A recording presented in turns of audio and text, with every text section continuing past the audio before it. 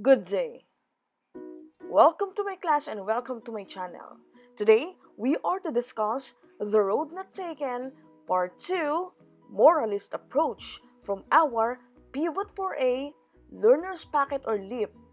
I am your subject teacher, Dr. Jan-Ann-Rey Consignado, and I hope you prepared the following materials: notebook, paper, pen, and of course, our Pivot 4A Learner's Packet or LEAP.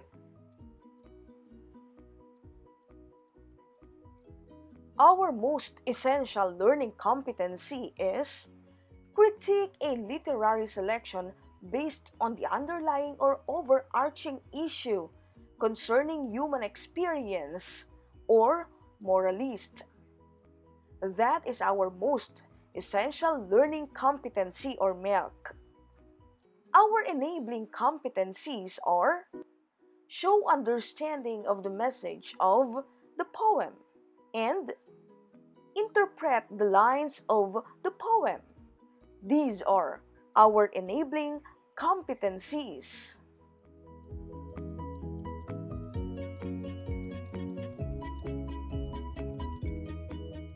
Moralist approach is a type of literary critique that judges the value of the literature based on its moral or ethical teachings. That is the meaning of moralist approach. It has to do with the moral or ethical teachings. Its concern is not only to discover meaning, but also to determine whether works of literature are both true and significant. It is used to determine whether a work conveys a lesson or message, and whether it can help readers lead better lives and improve their understanding of the world. And using this approach, literature that is ethically sound and virtuous is praised, while literature that misguides and corrupts is condemned.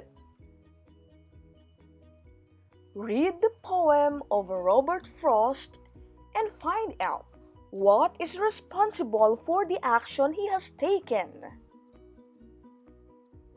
The Road Not Taken by Robert Frost. Two roads diverged in a yellow wood, and sorry I could not travel both.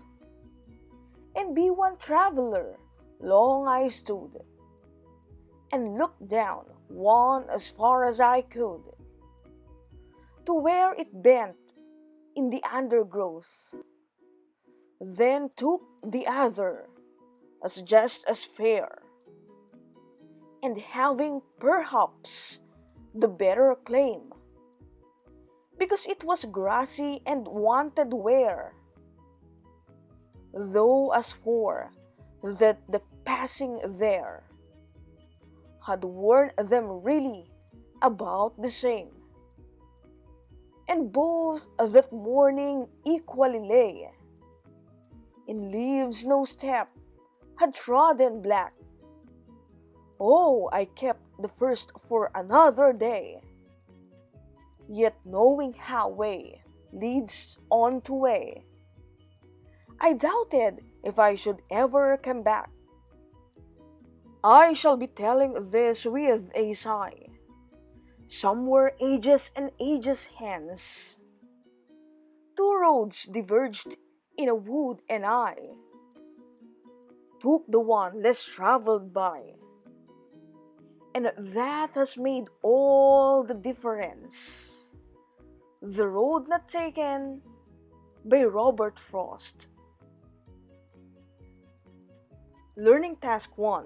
Directions. After reading the poem, answer these questions. Write your answer on your pad paper. Number 1. Why is the poem entitled The Road Not Taken? Number 2. What attitude of the speaker is revealed by choosing the road less traveled by? That is our question number 2. Number 3. What do you think would have happened if the traveler made a different choice? Number 4, does this choice influence his behavior in life? Why? I will repeat number 4. Does this choice influence his behavior in life? Why? Number 5. How would you decide if you were in the same situation?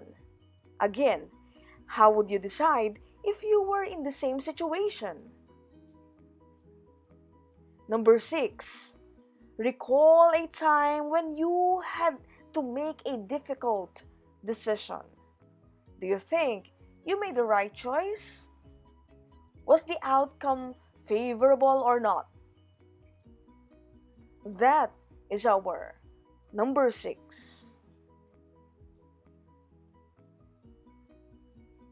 Learning task 2. Directions. Answer the following questions, then write your answers on your pad paper. This is our learning task 2. Number 1. What is the moral conveyed in the poem? Is it explicit or implicit? Explain. Number 2. What does the poem say about human nature when it comes to decision making?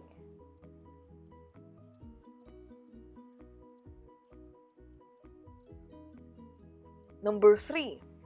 How does this poem remind you of the personal choices that you made before?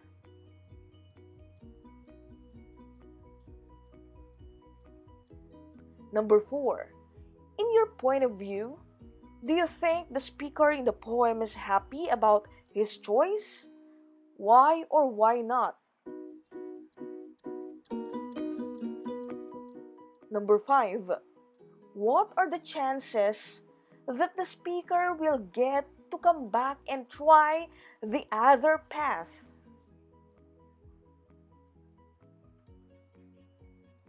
Learning task 3. Directions. Write an essay about a time when you had to choose something over another. Tell about the outcome and how it affected you. Kindly use this rubric as a guide when writing your essay. That is your learning task 3. Our rubric. We have the traits, organization, and focus and details. We also have 4, 3, 2, and 1.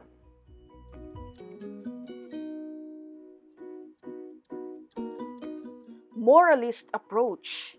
A tendency, rather than a recognized school, within literary criticism to judge literary works according to moral rather than formal principles. The importance of literature is not just its way of saying but also what it says. The larger purpose of literature is to teach morality and to probe philosophical issues. Learning task 4. Directions. Explain the following lines from the poem considering the realities of life to support your explanation. Number 1. Lines 2 to 3. And sorry I could not travel both, and be one traveler, long I stood. That is our number 1. Number 2.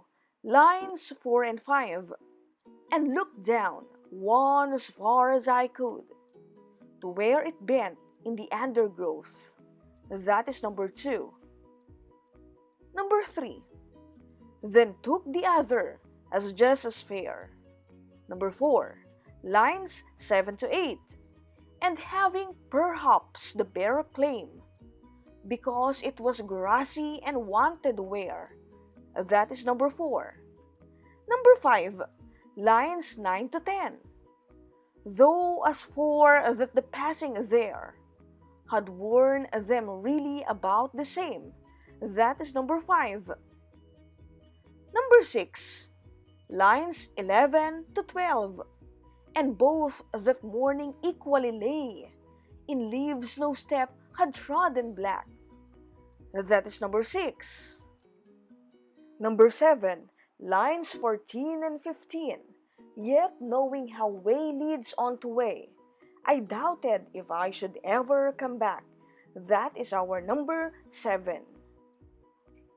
Number 8, lines 16 to 17.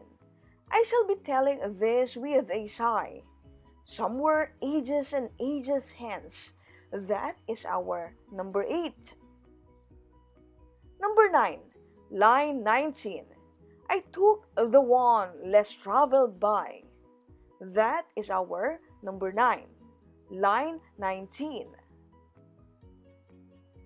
And number 10, line 20. And that has made all the difference. That is our number 10, line 20. Reflection. I understand that. I realize that I need to learn more about